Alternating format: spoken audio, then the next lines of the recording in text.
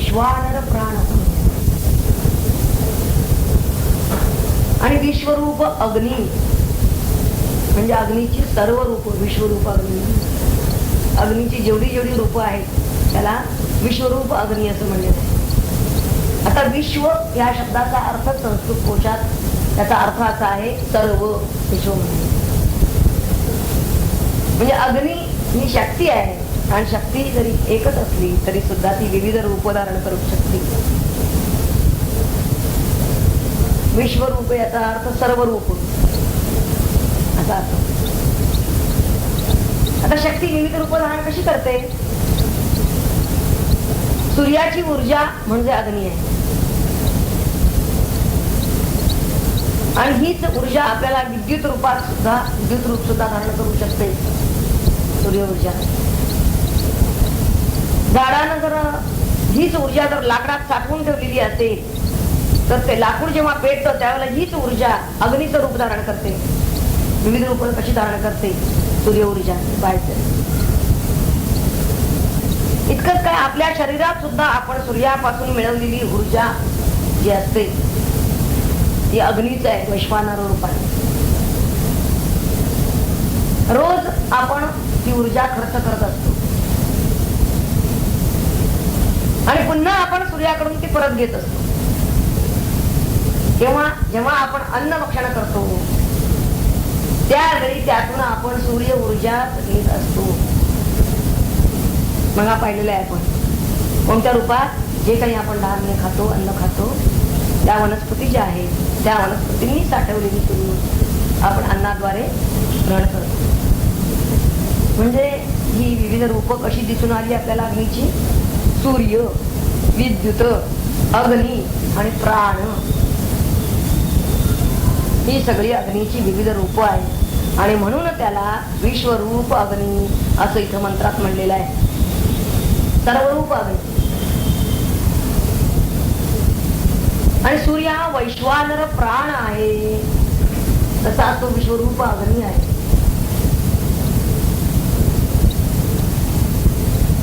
म्हणजे सूर्य उगवतो याचा अर्थ वैश्वानर प्राण किंवा विश्वरूप अग्नी उगवतो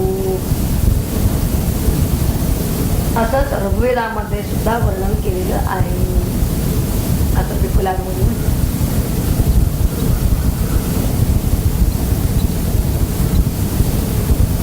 आता हे ऋग्वेदाची साक्ष घ्यायचं कारण काय? ऋग्वेदातल्या असा एक प्रश्न आहे. मुळात हे प्रश्न उपनिषद हे ब्राह्मण उपनिषद आहे याच्यात. आणि ब्राह्मण उपनिषद हे सिद्धांत ग्रंथ नाही तर तो विवेचनात्मक ग्रंथ असतो ब्राह्मण. तेव्हा आपल्या विवेचनाला काहीतरी अधिकाराचं प्रामाण्य द्यायला पाहिजे आणि म्हणून ते प्रामाण्य देण्यासाठी म्हणून वेदांमधील मंत्र इथं ब्राह्मण ग्रंथात दिलेले असतात. इथं त्यांनी वेद कुठले घेतलेला आहे? ऋग्वेद घेतलेला आहे. त्या ऋग्वेदातल्या मंत्राचं प्रामाण्य दिलेलं आहे. प्रश्न उपनिषदामधील विधान जे आहेत त्या विधानांच्या समर्थनासाठी सर्व अध्यायामध्ये आपल्याला ते प्रमाण मंत्र दिलेले आढळून येतील. पिपलाद मुनींनी इथं सुद्धा ऋग्वेद मंत्राचा आधार किंवा प्रामाण्य दिलेलं आहे. एवढं की आपल्या विवेचनाला पुष्टी आहे की हे विवेचन माझं आहे म्हणून नाही. तर ऋग्वेदातही असंच म्हटलं आहे.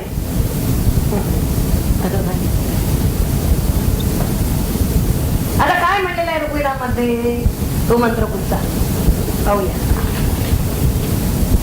मंत्र आठवा.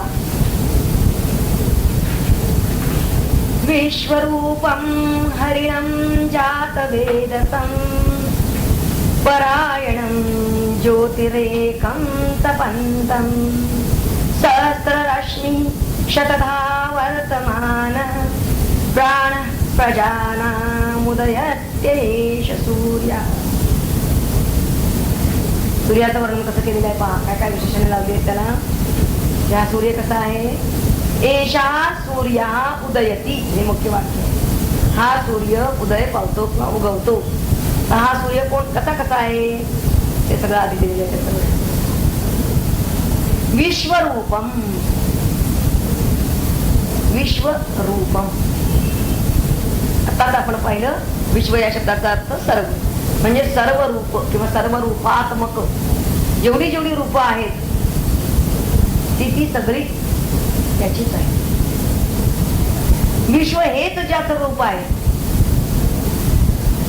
आपल्याला जे जे काही दिसत आहे ते सगळं सूर्यापासून उत्पन्न झालेलं आहे. सूर्याचंच ते रूप आहे, म्हणून त्याला विश्व रूप असं म्हणतात.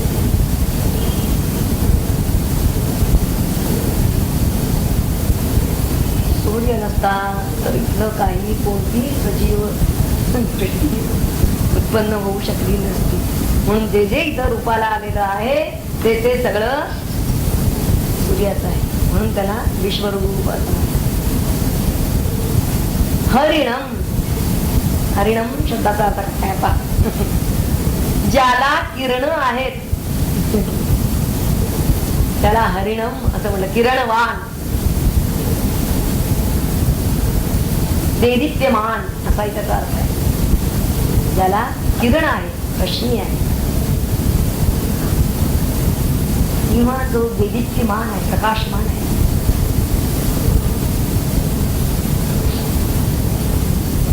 जात वेदतम,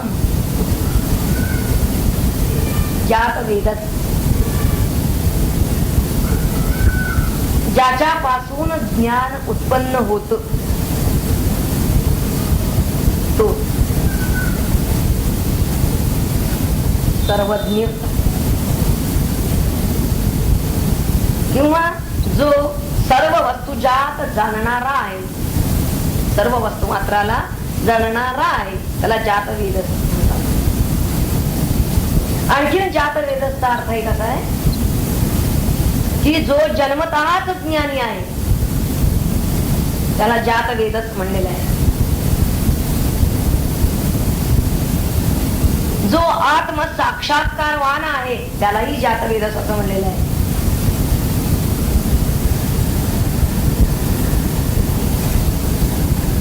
आता हे सूर्याला कसं काय लागू पडतं? जन्मतः ज्ञानी, जन्म झाल्यापासून लगेच पहा त्याचं कार्य सुरूच झालं, आणि ज्या अर्थी तो कर्म करायला लागला त्यार्थी कर्माचे डोळे ज्ञान, तेव्हा नक्कीच त्याला ज्ञान आहे जन्मतःच, म्हणूनच तो लगेचच कर्म प्रवृत्त झालेला आहे. जन्मापासूनच ज्ञान आहे, म्हणूनच त्यानं हे ग्रह मालिका ही पृथ्वी सगळी निर्माण केली. इतकंच काय, पृथ्वीवर हे सगळे जीव सृष्टी निर्माण झाली. तेव्हा सूर्यापासूनच ज्ञान निर्माण होतं, म्हणून ज्याच्यापासून ज्ञान उत्पन्न होतं त्याला जात वेदस असं म्हणलं जातं. आणि सूर्य आहे म्हणून चेतना आहे, आणि चेतना आहे म्हणून बुद्धी आहे, आणि बुद्धी आहे म्हणून ज्ञान आहे, म्हणून सूर्य हा ज्ञानाचा कारक आहे. अशी त्याला जात वेदस म्हणण्याचं कारण काय? बुद्धीचा प्रकाशक आहे.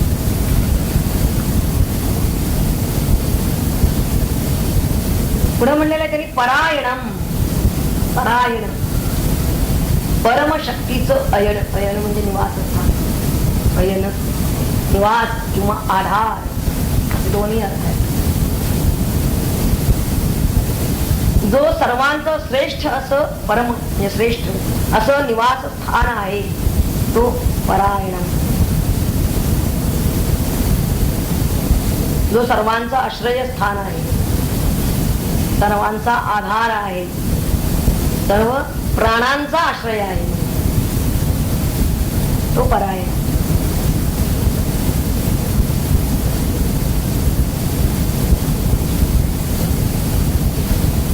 ज्योतिरेकः किंवा ज्योतिरेकम, एकम ज्योती, सर्व प्राण्यांची दृक शक्ती रूप एक ज्योती. आपल्याला सूर्य उगवला की सगळं दिसायला लागतं आपल्या दृष्टीमध्ये, डोळ्यामध्ये दृष्टी येते, आणि सूर्याचा अर्थ झाला की डोळ्याची दृष्टी कुठे जाते?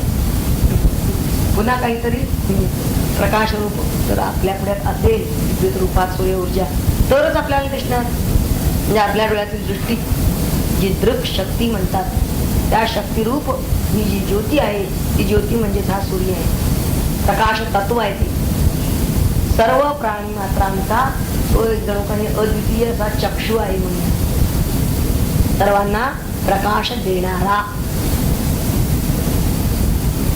म्हणून त्याला एकम ज्योती. ज्योती म्हणजे प्रकाश देणारा. पुढे म्हणलेलं आहे तपंतम, तपन पावणारा, तापणारा. जणू काही तापणारा जाळच आहे. म्हणजेच तो उष्णता देणारा आहे. आणि उष्णता हे जिवंतपणाचं लक्षण आहे. मनुष्य मृत्यू झाला की थंड पडतो. तेव्हा जसा तो प्रकाश देणारा आहे तसाच उष्णता देणारा पण आहे.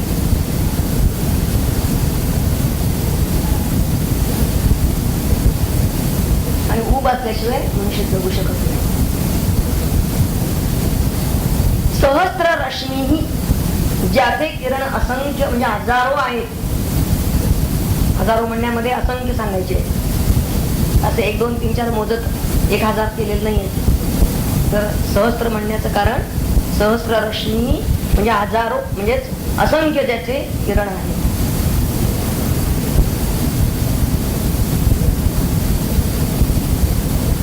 आणि शतधा वर्तमान, शतधा म्हणजे शेकडो म्हणजेच असंख्य, शेकडो प्रकारे अस्तित्वात असणारा म्हणजे अनेक रूपानं दिसणारा, असंख्य रूपाने असणारा.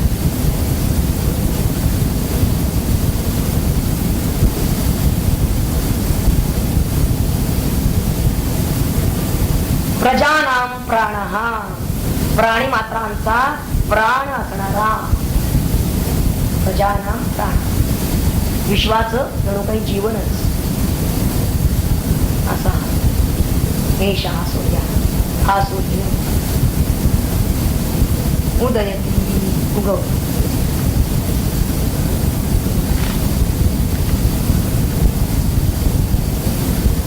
सूर्याबद्दलचं त्यांनी जे एक एक विशेषणं घेतलेली आहे त्यामध्येच सूर्याचं सम्यक वर्णन केलेलं आहे.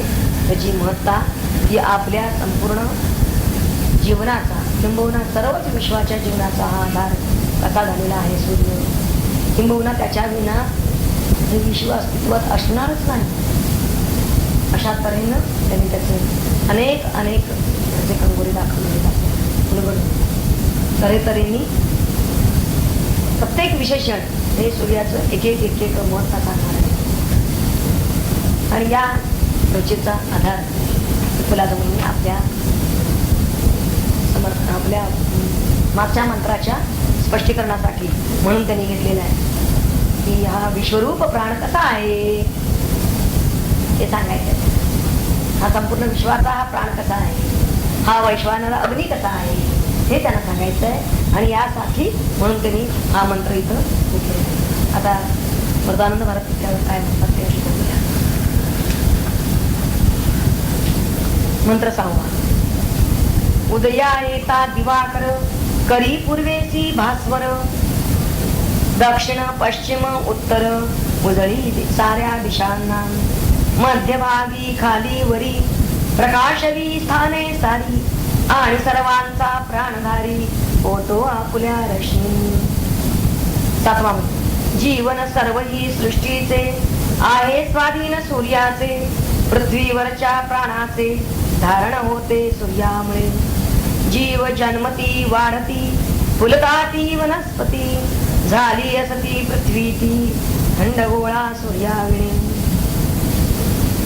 म्हणजे ती पृथ्वी सूर्याविना थंडगोळा झाली असती असं वाक्य. निज अंशाने सृष्टी सकल निर्मितो हा तेजो बोल, धरी तिजसी हा सलील विश्वरूपे वैश्वानर.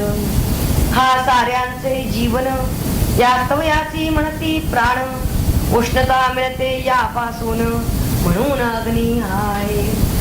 हे एका अर्चेने गौरवे कथिले वेदाने, होऊन या सावधपणे वत्सा ते तू ऐकावे. 8वा मंत्र. भगवान सूर्यनारायण राहे सर्वही होऊन तेने शोभते अभिधान विश्वरूप ऐसे तया. विश्वरूप हा शब्द भगवंतासाठी वापरलेला आहे. विश्व विष्णू षटकार जर विष्णू सहस्रनाम म्हणत असाल तर लक्षात येईल की विश्वरूप हा शब्द भगवंतासाठी वापरलेला आहे. म्हणून इथे त्यांनी सूर्यनारायणाला भगवान असा शब्द वापरला आहे. भगवान सूर्यनारायण राहे सर्वही होऊन, सर्व होऊन जातो तो विश्वरूपानं म्हणजे सर्व रूपानं. तेने शोभते अभिमान अभिधान विश्वरूप ऐसे तया. सतेज किरणानी संपन्न यास्तव तया म्हणती हरिण. आत्मज्ञानाने परिपूर्ण म्हणून हा चातवेदा. आश्रयाचे हा सर्वासी तेने परायण नाव यासी. सकला देई दृष्टीसी यास्तव एक ज्योतिया. स्वये तापूनी उष्णता पूर्वी हा सर्व जगता. ज्ञानी बघती आत्मसत्ता सूर्या ठाई विज्ञाने. सहस्र रश्मी हा भास्कर प्राणिभेदाने सर्व दूर. शतशः धरून आकार राहतो हा सर्वा ठाई. प्रजांचा हा असे प्राण हा सृष्टीचे जीवन. नित्य उदया येऊन चालवी हा सर्वांना. अन्न उपादान चंद्रमा निमित्त प्राण अर्यमा. निर्मितीच्या करिते कामा हीच जोडी सृष्टीमध्ये. मूळ जे त्यांनी सांगितलं होतं आजच्या मंत्रामध्ये, म्हणजे आज झालेल्या मंत्रांच्या आजचे पाठीमागचे मंत्र पहा. त्यात त्यांनी सांगितलं रई सोम हे चंद्रमा आहे. आणखीन प्राण कोण आहे? आदित्य सूर्य आहे. तर इथे तर सांगता येते निर्मितीच्या करिते कामा हीच जोडी सृष्टीमध्ये हीच जोडी निर्मिती करते. निर्मितीत महत्वाचा भाग आहे कालाचा. सूर्य चंद्रामुळे त्याचा विचार येतो करावया. या सूर्यचंद्रामुळेच म्हणजे प्राण आणि रई सूर्य आणि चंद्र ही त्याची रूप लिहिली आहेत आणि यांच्यामुळेच मग कालाचा विचार करावा लागतो. आणि सूर्य उगवला की आपण म्हणतो दिवस झाला, आणि सूर्य मावळला चंद्र उगवला की म्हणतो रात्र झाली. म्हणजे काल आला ना, कालाचा विचार आपण त्यामुळे करतो. आणि तो काल विचार जो आहे तो सलगच पुढच्या 2-3 मंत्रांमधून तो आपण पुढच्या वेळेला पाहा. काल विचार घेतला की मग पहिला प्रश्न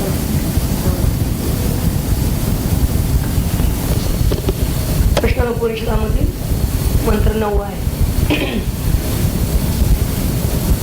मंत्र काय पाहूया.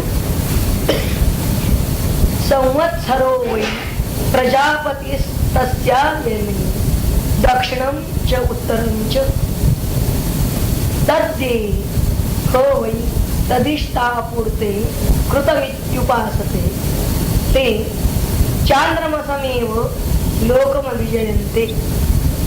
तो एव पुनरावर्तन्ते तस्मादेत ऋषयाः प्रजाकामा दक्षिणं प्रतिपद्यन्ते.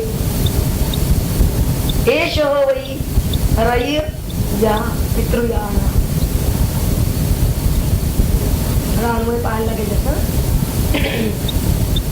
संवत्सराः वै प्रजापतिः तस्य अयने दक्षिणं च उत्तरं च तत् ये ह वै तत् इष्टापूर्ते कृतम् इति उपासते. ते चांद्रमसम् एव लोकम् अभिजयन्ते. ते एव पुनरावर्तन्ते. तस्मात् एते प्रजाकामार्षयाः दक्षिणं प्रतिपद्यन्ते. यः पितृयानः एषा हो वै रयिः. बघूया.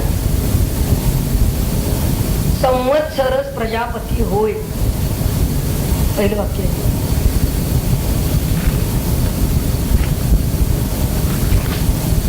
त्याची दक्षिण आणि उत्तर अशी अयने आहेत. ते जे इष्ट पूर्त इत्यादी कर्मे उपासतात जे ते चंद्रलोकाला जातात आणि तेच पुन्हा जन्म घेतात. म्हणून हे प्रजापती ऋषी म्हणजे प्रजाकामा ऋषी म्हणजे प्रजेची इच्छा करणारे ऋषी दक्षिणायन स्वीकारतात. हे दक्षिणायन म्हणजे पितृयान मार्ग म्हणजेच रई होय. तसा जरा कळायला अवघड मंत्र आहे, पण आपण समजून घेण्याचा प्रयत्न करू. खर तर मानवी जीवांचा सर्व व्यवहार हा कालाच्या अधीन आहे आणि रईचं कार्य हे कालगती मधूनच चालत. कालगती ज्यातून आकार घेते तो संवत्सर. संवत्सर म्हणजे ऋतुचक्र. संवत्सर शब्दाची पोर अशी आहे, वसंती ऋतयाः यास्मिन्. अनुस्वार आहे, वसंती ऋतयाः यस्मिन् 6 संवत्सरा. म्हणजे त्याचा अर्थ असा आहे, ज्यामध्ये वस्तू म्हणजे ऋतू, ज्यामध्ये ऋतू हे सम्यक व्यवस्थित वसलेले असतात, व्यवस्थित बसलेले असतात, तो संवत्सर. तर ऋतूमुळे काय होतं? ऋतूमुळे प्रजा निर्माण होतात. ऋतूमुळे प्रजा निर्मिती आणि प्रजा पालन सुद्धा होते. कारण ऋतूवरच तर अन्न निर्मिती अवलंबून आहे. पाऊस पडला तर अन्न पिकणार आहे. म्हणून संवत्सर हाच प्रजापती हो याचं पहिलं वाक्य आहे. आणि प्रजांची निर्मिती ही संवत्सरावर अवलंबून आहे. तसंच प्रजांचं पालन सुद्धा. प्रजापती या शब्दाचे 2 अर्थ होतात. प्रजांचा निर्माण करता आणि प्रजांचं पालन करणारा. तेव्हा प्रजांचं पालन सुद्धा संवत्सरच करीत असतो. म्हणून या संवत्सराला प्रजापती हे म्हणणं हे तसं पाहिलं तर विज्ञान दृष्ट्या उचित आहे. आता पुढे त्यांनी म्हटलं या संवत्सराची 2 अयन आहेत, दक्षिणायन आणि उत्तरायण. तिथं त्यांनी मूळ मंत्रात दक्षिण आणि उत्तर असंच नाव दिलं. सूर्य हा हितपरायण आहे आणि त्यामुळे तो जरूर तेव्हाच आपला अत्यंत प्रखर असा आपला प्रखरपणा, प्रकाश आणि उष्णता म्हणजे दोन्ही जेव्हा जरूर आहे त्यावेळीच तो प्रगट करतो आणि एरवी आपलं तेज तो आवरून ठेवतो म्हणजे सौम्य करतो. आणि यामुळे आता का करतो तो? कारण या विश्वाला सदैव तळपता सूर्य हा सहन होणं शक्य नाही. म्हणून उत्तरायणामध्ये तो प्रखर असतो आणि दक्षिणायनामध्ये तो सौम्य. दक्षिणायनामध्ये रईचं तत्व हे विकास पावतं. तर दक्षिणायनात दिवस लहान होतो आणि रात्र मोठी होते.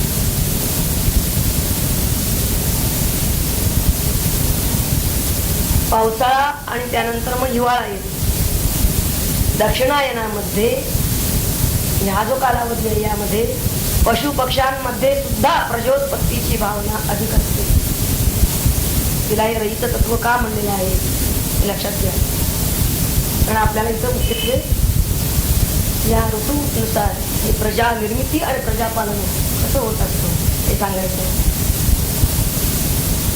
तेव्हा भौतिक कामना मनात पालवण्याचा हा कालावधी आहे आणि म्हणून या कालावधीमध्ये म्हणजे दक्षिणायनामध्ये मनाने जगणारी जी माणसं आहेत, दक्षिणायनात जगणारी अशा प्रति मनानं नुसतं शरीराला नाही अशी जी माणसं आहेत, दक्षिणायनात मनानं जगायचं म्हणजे काय तर भौतिक कामना मनात ठेवून राहणे सदैव.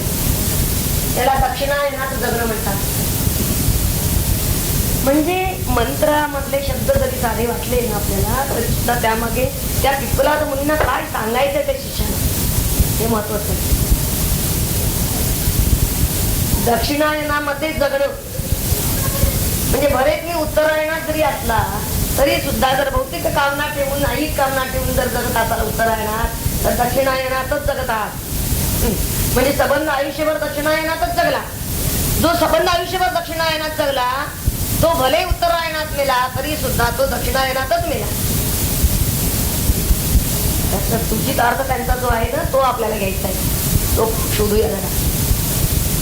आणि अशी जी माणसं असतात दक्षिणायनात मनानं जगणारी, ती पुन्हा जन्म घेतात. पुनर्जन्माला त्यांचा हा जन्म कार्य होतो. कारण ऐहिक भोगांची कामना त्यांना आहे. दक्षिणायनामध्ये देह ठेवणाऱ्या मनुष्याचा सूक्ष्म देह मन प्राण हा चंद्रलोकी जातो असं म्हणतात. आता विज्ञान दृष्ट्या आपण जरा पाहूया. आता चंद्रलोकी चंद्रावरती गेल्यानंतर तिथं त्याच्या त्या सूक्ष्म देहावरती काहीही वेगळा परिणाम घडत नाही. त्यात काहीतरी बदल होईल वगैरे अशी शक्यता नाही. चंद्रावर हा बदल घडू शकत नाही. का घडू शकत नाही? तो जसेच तसंच तसा त्याचा सूक्ष्म देह, त्याचा प्राणमय देह चंद्रावर राहू शकतो. आणि पुन्हा तो तसाच तसा त्याच वासना घेऊन पृथ्वीवर परत पुन्हा जड देह आणि नवीन घेऊ शकतो. पण उत्तरायणामध्ये देह ठेवणाऱ्या मनुष्याचा सूक्ष्म देह ज्यावेळी सूर्यलोकामध्ये जातो त्यावेळी सूर्यलोकावरती प्रखर उष्णता असल्यामुळे तिथं मात्र त्याचा प्राणमय देह, त्या देहातील जी पंचमहाभूत आहेत त्यांचं विघटन व्हायला लागतं. त्यांचं रूपांतर होतं कशात? मूल तत्वात, मूल वस्तूत. आणि मूल वस्तू म्हणजे काय? म्हणजे ब्रह्म. त्यामुळे सूर्यावर जाणारा सूक्ष्म देह जो आहे तो ब्रह्मीभूत होतो. आणि म्हणून तो पुन्हा परतून पृथ्वीवर येऊ शकत नाही. उत्तरायणात देह ठेवणारा का पुन्हा जन्माला येत नाही, त्याला जन्म का घ्यावा लागत नाही? त्याचं हे विज्ञान दृष्ट्या कारण आहे.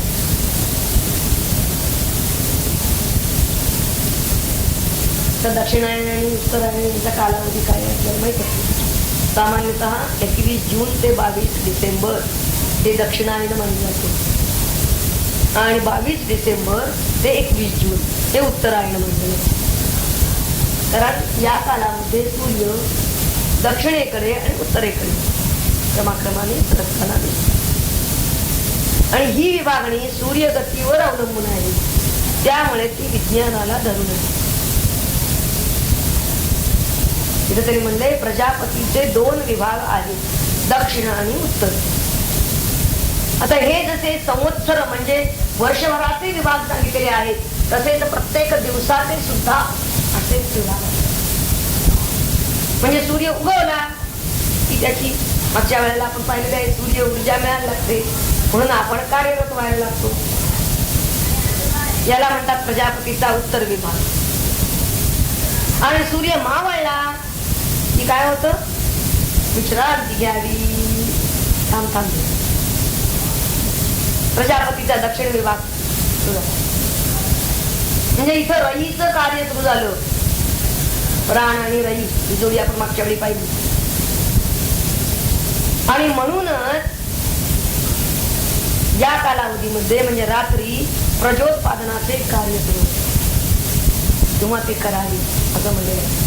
कारण का? कारण यावेळी मनाच्या वृत्ती या शांत आणि सौम्य असतात. तेव्हा दक्षिण आणि उत्तर हे 2 शब्द जरी घातले असले तर त्यांनी जसं 6 महिन्याचा नुसता कालावधी दाखवला, निव्वळ एवढाच कालावधी दाखवायचा आहे असं नाही.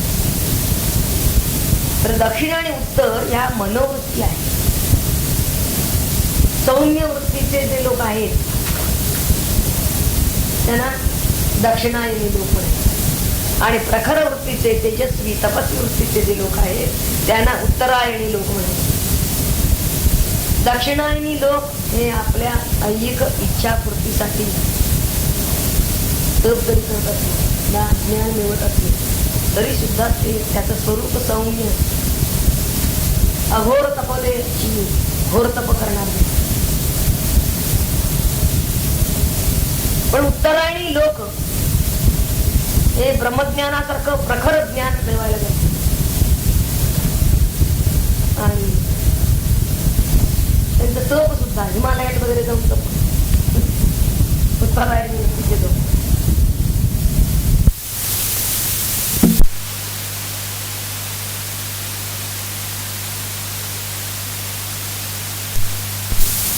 उत्तरायणी लोक जे असतात त्यांची ऐहिक सुखाबद्दल निरीक्षता, संसारात राहून ते अलिप्त. आणि दक्षिणायनी लोक आपण सरळ सरळ पाहिलेलं आहे की ऐहिक सुख भोगासाठी त्यांना इच्छा आहे. खर तर माणसांना हा स्थूल देह केव्हाही जरी पडला तरी सुद्धा मनानं त्यानं सूक्ष्म देहानं कसं व्हायला पाहिजे, उत्तरायणी असायला पाहिजे. म्हणजे काय होईल, म्हणजे त्याचा सूक्ष्म देह उत्तरायणात जाऊन पोचेल. म्हणजे त्या आदित्य मंडलात सूर्यमंडलात जाईल आणि मग तो मुक्त होईल. पण या उलट जर मनानं तो दक्षिणायनी असेल तर मग उत्तरायणात देह ठेवून सुद्धा तो पुन्हा जन्माला येईल. म्हणून मनोवृत्ती आपली ही उत्तरायणी बनणं हे जास्त महत्वाचं आहे. या मंत्रातून जर बोध आपल्याला काय घ्यायचं असेल तर हा पिपलाद मुनींनी पुढे म्हणलेला आहे. दोनच ओळीचा आपण अर्थ बघितला असता. पुढे ते म्हणतात की जे इष्टपूर्त कर्माचीच उपासना करतात ते दक्षिणायनात चंद्रलोकाला जातात आणि पुन्हा जन्म घेतात असं म्हणलं. काही माणसांना असं होत, ते म्हणतात काही ना काहीतरी करत राहिलं पाहिजे. मग त्याचे विभाग इथे दोन पाहिजे, इष्ट आणि पूर्त. इष्ट म्हणजे स्वतःला इष्ट असेल ते, मला आवडतं म्हणून करतो, मला ते इष्ट आहे असं. आणि पूर्त म्हणजे लोकोप्रिय, लोकांच्यासाठी. काही माणसं ती स्वतःसाठी कामं करतात, ते काही माणसं दुसऱ्यांसाठी करतात. म्हणजे हे दोघेही काही ना काहीतरी करत असतात आणि करणं कर्म हेच त्यांच्या जीवनाचं ध्येय आहे. असे जे लोक असतात यांना दक्षिणायनी लोक म्हणतात. आणि चंद्रलोकाला जातात आणि पुन्हा जन्म घेतात, पुन्हा पुन्हा जन्माला येणे याला पितृयान पंथ असं म्हटलं. शेवटच्या व्याख्यानामध्ये त्या मंत्राच्या त्याने म्हणले पितृयान. आज पुन्हा पुन्हा जड देह घेत असतो आणि म्हणून त्याला त्याने रई असं म्हणलेलं आहे. आणि रई म्हणजे जड.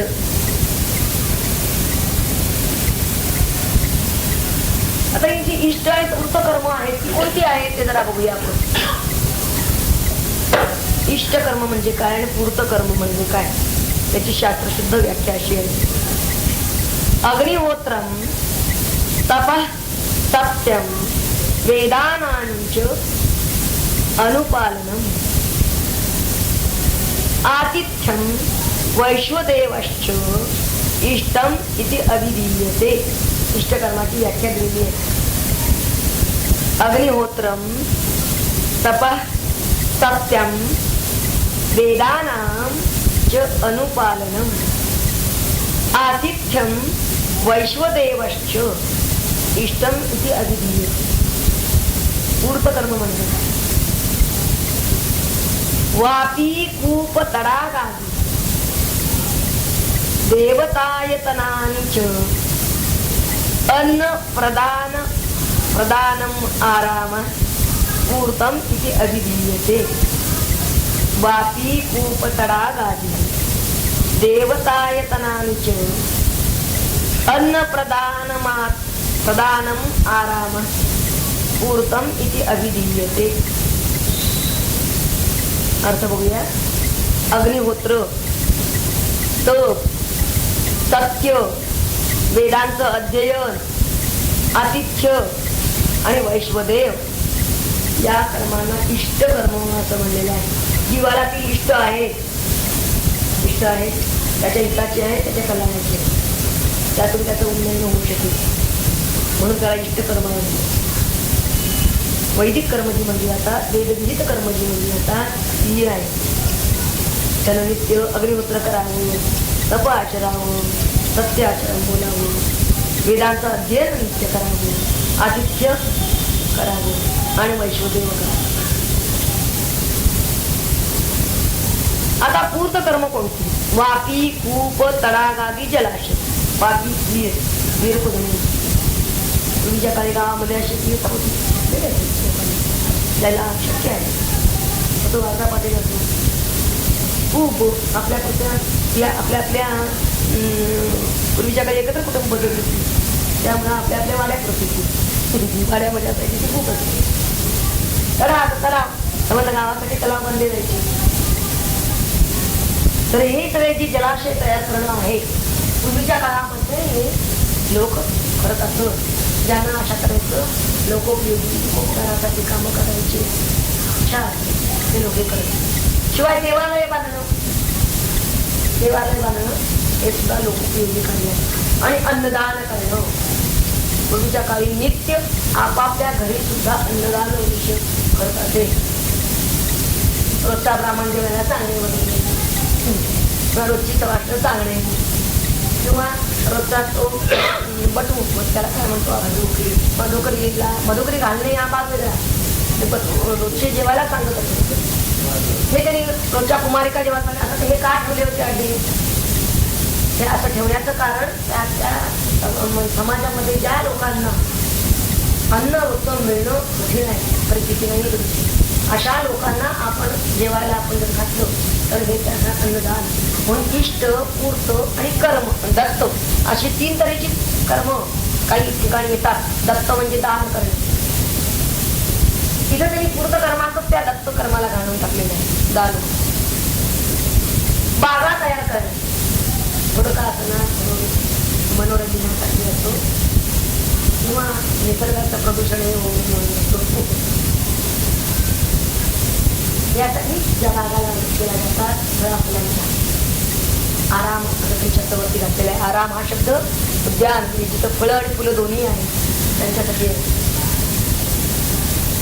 तर ही लोकोपयोगी कामाला पूर्त कर्म असं म्हणलेलं आहे. या पूर्त कर्मांना का पूर्त कर्म म्हणलं? कारण जीवांची साक्षात तृप्ती त्याने होते. पाणी प्यालं जरी समजा वाटा सुरू आलेला आहे गावामध्ये नाही, जिथं विहीर असेल त्या विहिरीवरचं पाणी काढून तो प्याला तर त्याची तृप्ती झाली. आज ज्यावेळेला या मार्केटला असतात गावोगाव संबंध त्यावेळेला अशा असे त्या ठिकाणी इतकंच काय आज आपण पाहतो अरे या ठिकाणी असे पाणवठे आहे. तसेच तुमच्या काही अन्नछत्र असायचे नित्य रोज अन्नछत्र. आज त्या अन्नछत्रात ठेवायचं आहे.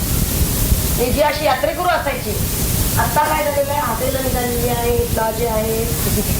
पण पूर्वीच्या काळामध्ये असं नव्हतं आणि त्यासाठी त्यांना अशा जे प्रवासी पायी चालू यात्रा करत असतात आणि पायी यात्रा करत जाणाऱ्यांना कुठेही टोलघाट मिळाली पाहिजे म्हणून अशी गावोगाव अन्नछत्र असत.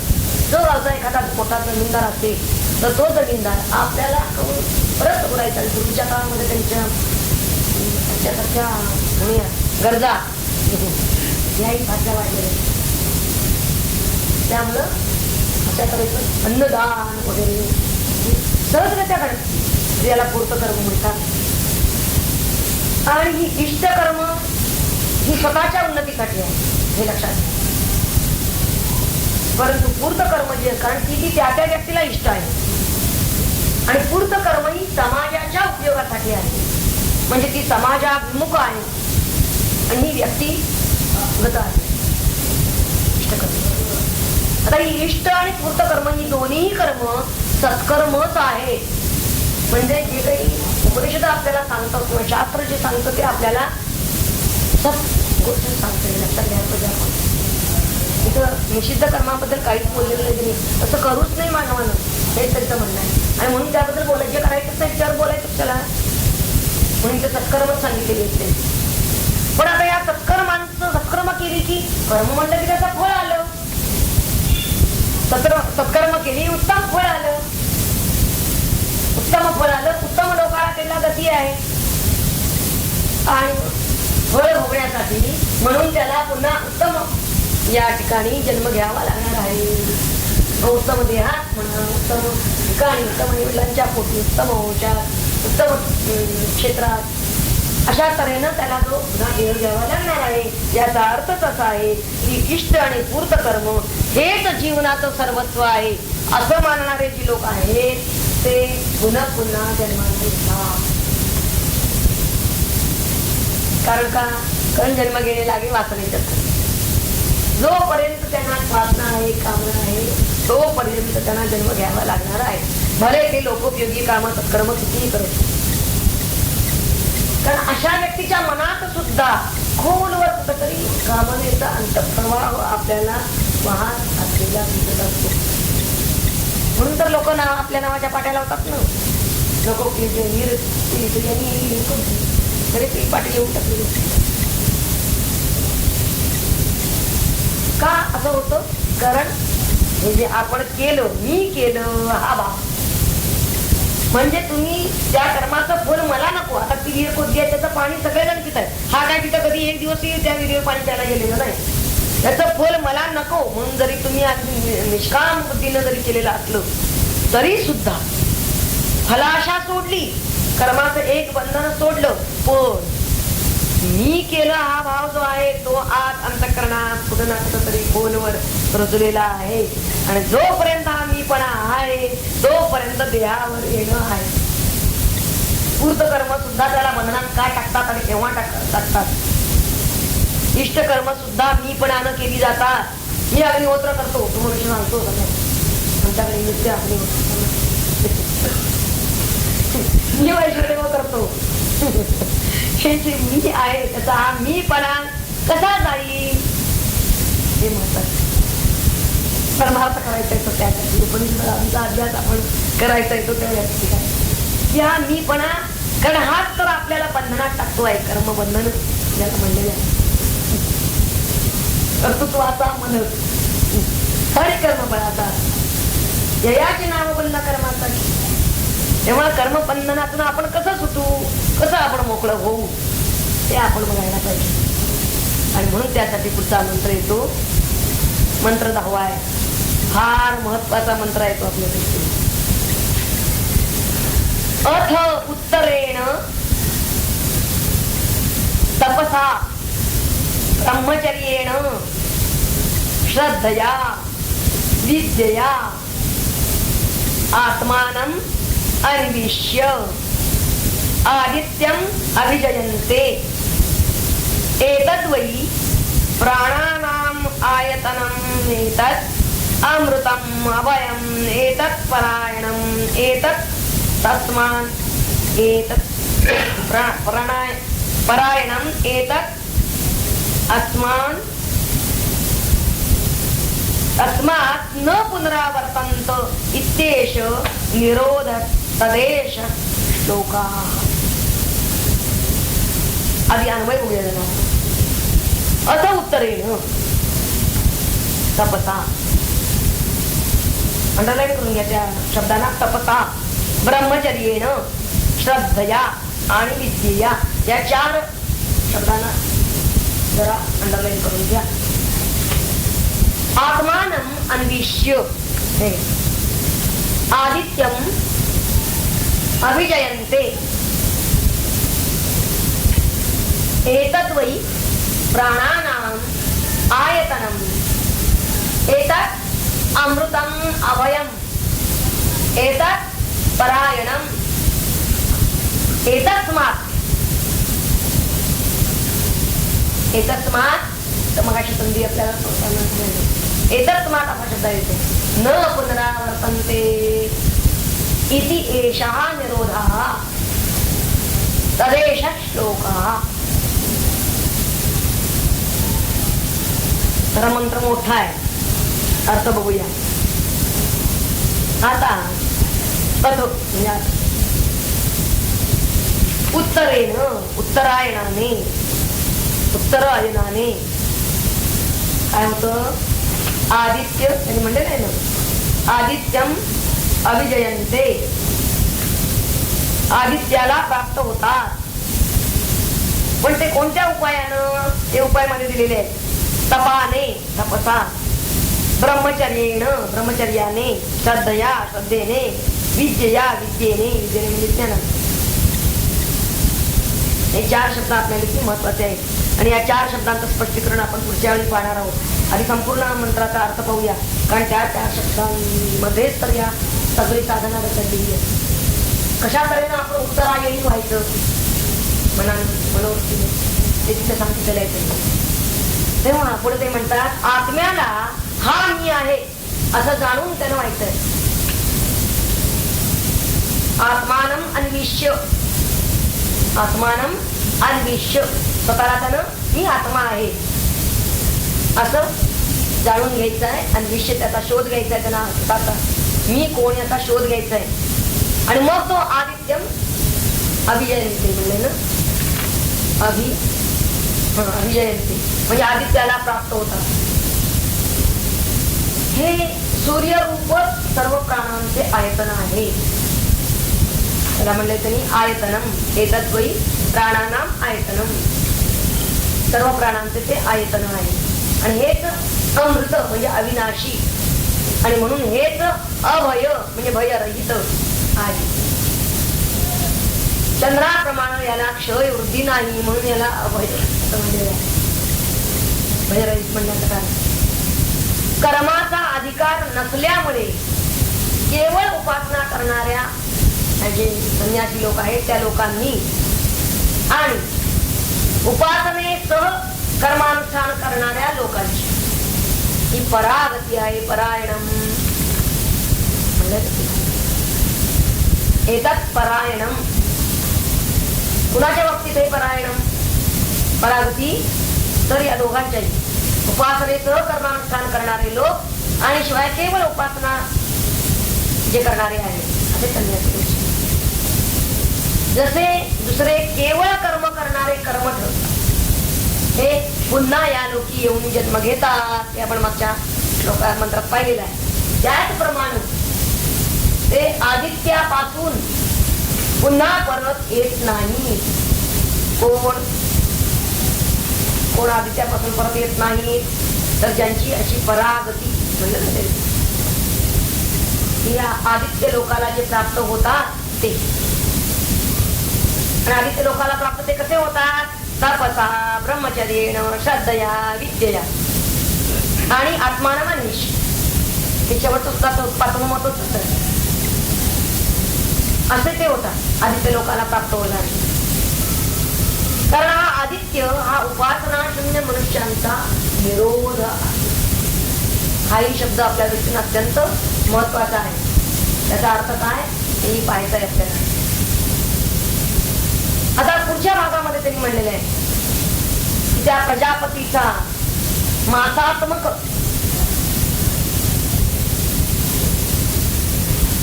त्यात आलेलं नाही का ते. बर पुढे मग त्याला कृष्ण पक्ष आणि शुक्ल पक्ष हे पुढच्या मंत्रामध्ये येईल. ते आपण पुढच्या वेळेलाच पाहू. कृष्ण पक्ष आणि शुक्ल पक्षाचा विचार इथपर्यंत हाच विचार येईल. एकच तदेश श्लोका एवढंच त्यांनी म्हणले. इथपर्यंत थांबलं म्हणलं. ठीक आहे. म्हणजे या मंत्रामध्ये आपल्याला त्यांना सांगायचंय की उत्तरायण मार्गाने आपण आदित्य मंडळाला आणि ते जाण्याचा मार्ग आपण इथं असताना काय काय करायला पाहिजे, जप करायला पाहिजे. आणि तपासाठी इंद्रिय जे अत्यंत आवश्यक आहे. तपामध्ये इंद्रिय निग्रह महत्वाचा आहे. नंतर ब्रह्मचर्यामध्ये मनोनिग्रह महत्वाचा आहे. श्रद्धया त्याच्याजवळ श्रद्धा पाहिजे की हा मार्ग मी निश्चितपणे गाठीनच. हा विश्वास त्याचा पाहिजे. आणि त्यानंतर त्याला ज्ञानही पाहिजे कसं जायचं, मार्ग जायचं त्याला त्याचं ज्ञानही पाहिजे. आणि मग नंतर त्यानं स्वतःमध्येच हा शोध घ्यायला पाहिजे. आणि हे काही ठिकाण फार दूर नाही आपल्याकडे. आदित्य मंडल म्हणलं म्हणजे आपल्याला वाटेल की हा अंतर्क्षात आला कुठवर तरी आहे. आणि सांगितले आत्मानम अन्विष्य, तुम्ही आत्म्याच्या ठिकाणी त्याचा शोध घ्या, तिथंच हे ठिकाण आहे. आणि मग तिथं तुम्ही बरोबर आता हा आत्मरवी उदित होईल त्या ठिकाणी. त्या आत्मरवीचा शोध घ्या. आणि तसं घेतल्यानंतर आपल्या सर्व प्राणांचा हा आधार आहे हे तुमच्या लक्षात येईल. आणि हे स्वरूप आपलं कसं आहे, अमृत, अत्यंत अविनाशी असं स्वरूप आहे. आणि अत्यंत अभय, त्याला कशातही मृत्यूचं सुद्धा भय राहणार नाही. इतकंच काय, हीच आपली परागती आहे ही लक्षात येईल, की ज्यामुळे आपल्याला पुन्हा आता जन्म घ्यावा लागणार नाही. जन्म मरण असं जे सगळी परंपरा होती, ती परंपरा आता खंडित झाली, तिचा निरोध झाला. आणि तो निरोध कुणी केला, यानं केलेल्या आदित्य मंडळाने सगळ्यामध्ये. तोच आदित्य त्याचा निरोध करणारा आहे.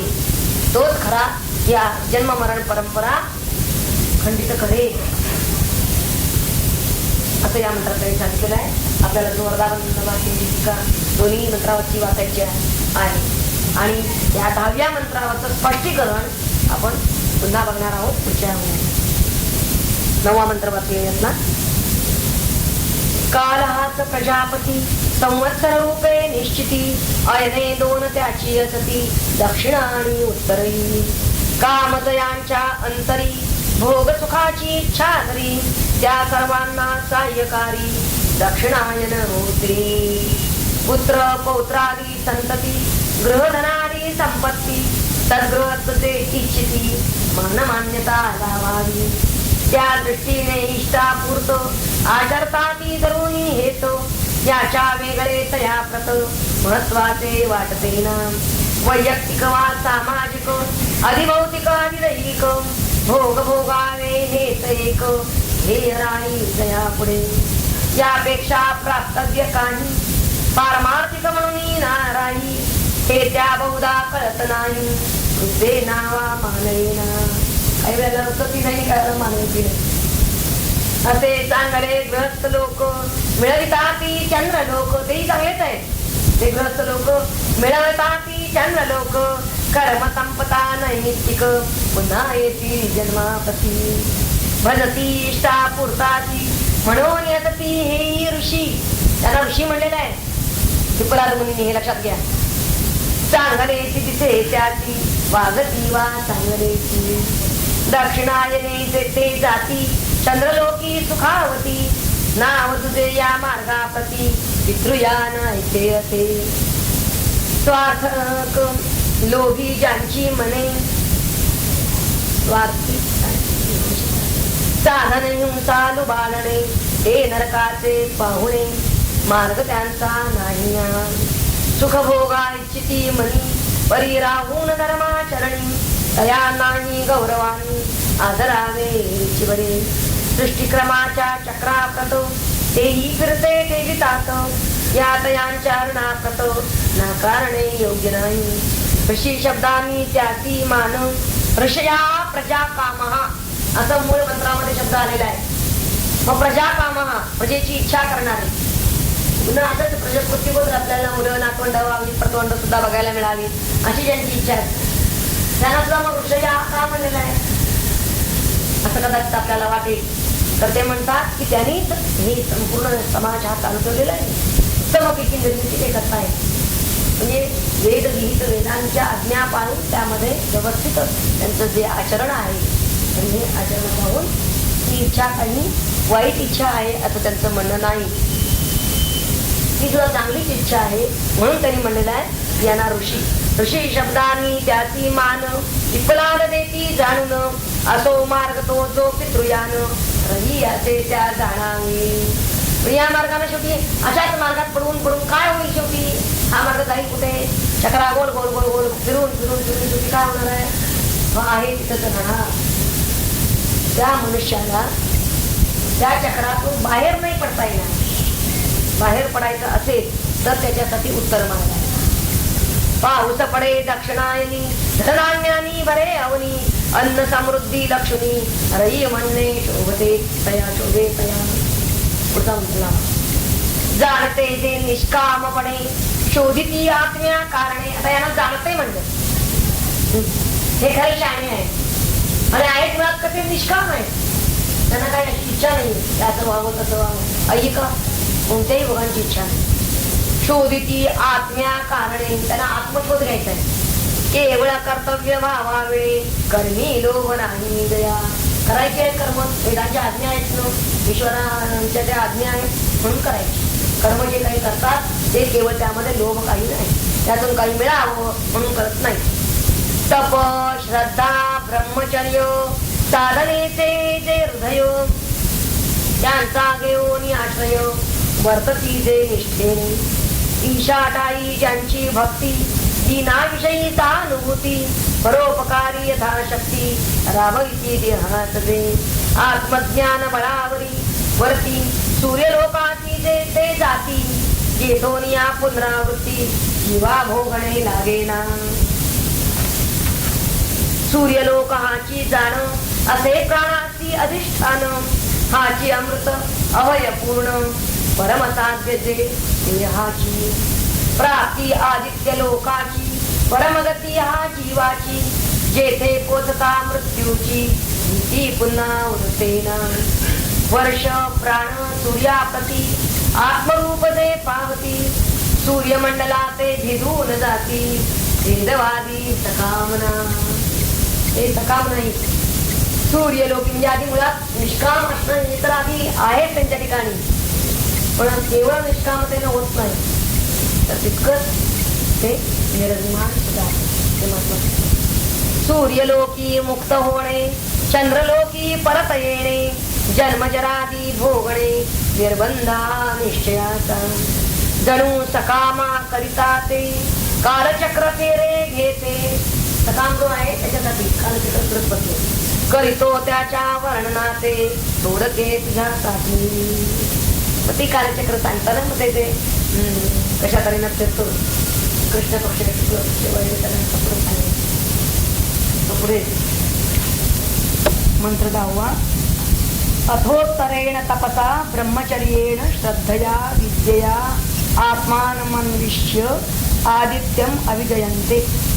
एतद्वै प्राणानाम आयतनम एतत् अमृतम अभयम एतत् परायणम एतत् तस्मान् न पुनरावर्तन्त इत्येष निरोधः तदेष श्लोकः. पाहिलाय आपण थोडक्यात त्याचा अर्थ काय आहे पुन्हा पाहूया. आता कथन उत्तरेण उत्तरायणाने आदित्यम अभिजयन्ते आदित्याला प्राप्त होता. पण कोणत्या उपायाने ते मध्ये दिलेलं आहे. तपसा ब्रह्मचर्येण श्रद्धया विद्यया आत्मानं अन्विष्य. तपाने ब्रह्मचर्याने श्रद्धेने विद्येने आत्म्याला अन्विष्य शोधून जाणून मी आहे अशा प्रकारचा शोध घेऊन आदित्य मंडलाला प्राप्त होता. आणि हे आदित्य मंडल सर्व प्राणांचे आयतन आहे आश्रयस्थान आहे. हेच अमृत आहे अविनाशी आहे आणि म्हणून हेच अभय म्हणजे भयरहित आहे. कारण याला चंद्राप्रमाणे क्षयवृत्ती नाही. हीच परागती आहे.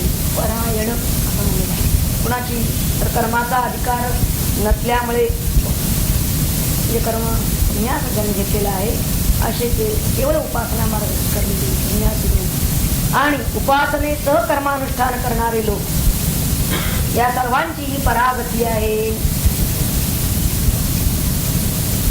दुसरे जे केवळ कर्मच करत राहणारे त्याला कर्मठ असं म्हणलेलं आहे, कर्मनिष्ठ. ते पुन्हा या लोकामध्ये म्हणजे भूलोकावरती मर्त्य लोकामध्ये जन्म घेतात. ते आदित्यापासून, ते म्हणजे कोण, जे ज्यांनी अन्विष्य आपला आत्मशोध घेतलेला आहे असे जे असतात ते पुन्हा परत येत नाही त्या आदित्य मंडलापासून. कारण आदित्य हा उपासना शून्य मनुष्यांचा निरोध आहे.